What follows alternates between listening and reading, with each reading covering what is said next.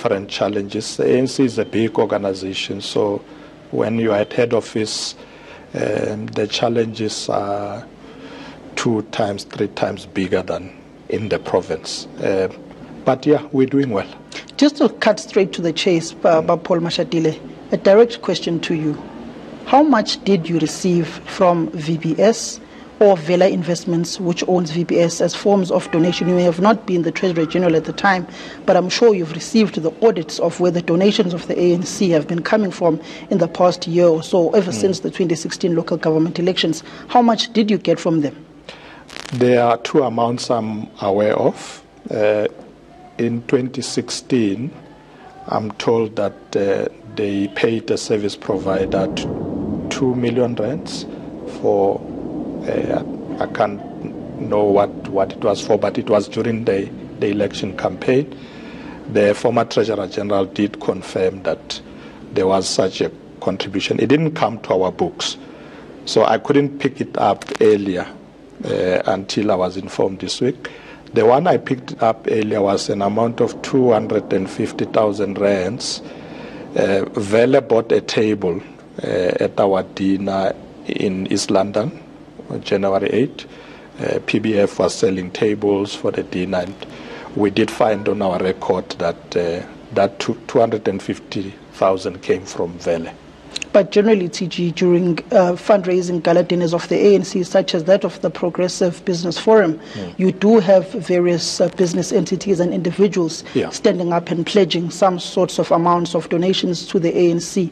Did the VBS guys and Vela Investments stand up and pledge any amount at that fundraising gala dinner that you had in East London for your January 8 statement? No, they didn't. They just bought the table.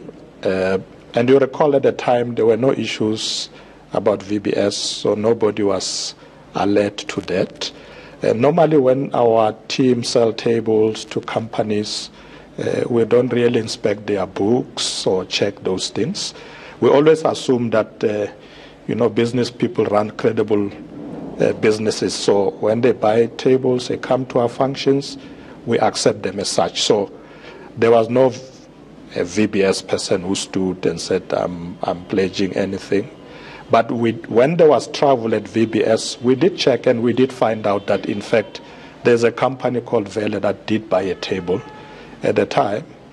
And I instructed my team, I said, any funds that come into the ANC and is money stolen or acquired irregularly, we should not accept it. If we have, we must return it. Don't you have once the former Cocta minister here in Gauteng. Yeah. Investments into VBS may have already been made before you came in as an MEC. Yeah. When you look at what's currently happening in Randfontein, where Boyce Maneli is the mayor and workers are holding officials hostage in that particular municipality, how do you feel that VBS has been looted, bankrupted? Now municipalities, after depositing into VBS, are failing to pay their employees. How do you feel when such a scenario is happening in Gauteng and other municipalities across the country? It's obviously very bad. I mean, when I was MEC for Cocta, one of the municipalities I had to bail out was the West Rand after the merger, including Randfontein, because they were struggling. But at the time, nobody knew that they are investing money in VBS. I mean, looking back, if we knew, we would have really advised against it. So we need to fix it. My approach is that those who obviously did that, knowingly that is wrong, who have done wrong things, we must act against them speedily. We mustn't try and shield people because they are members of the ANC and they make a lot of noise about EFF. We must actually focus on our own and make sure that those who did wrong are punished.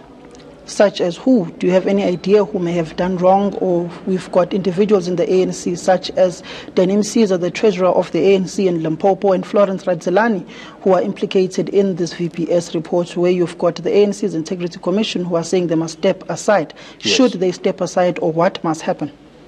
The Integrity Commission is sending a recommendation to the NEC this weekend. My approach is that the recommendation of the Integrity Commission must mean something, must be taken seriously. That's why we set it up.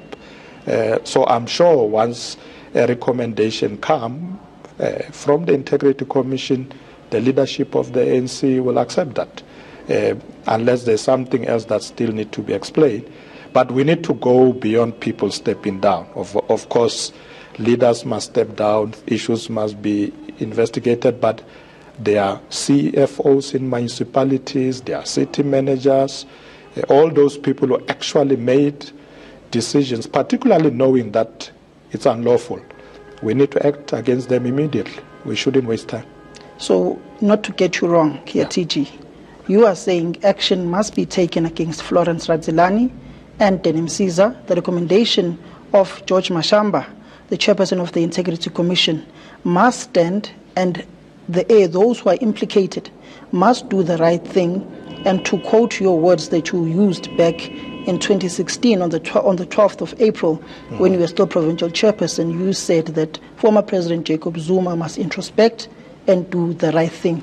Are you expecting the same of Florence Radzilani, Denim Caesar, and all others in the ANC, even such as the likes of Malusi Kikaba, who have been found wanting for lying, now not only by a court of law in South Africa, but also by the public protector?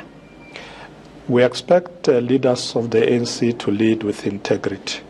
And in most cases, we don't even expect them to be told what to do. They should know. There are many of our leaders who are fingered for different things. Obviously, we've introduced the Integrity Commission to be able to hear their cases, because there should be fairness where people can explain themselves. We don't even want those leaders to wait to be called. They should go and say to the Integrity Commission, there are allegations against me. Please check them so that I can clear my name. But of course, if the Integrity Commission comes and say, comrades so and so and so and so have done the following, or there are these allegations, we think they should step aside. I think the leadership of the ANC must take that seriously. We mustn't dismiss that, because at the end of the day, it's about saving and securing brand ANC. It's about ethics in the ANC, because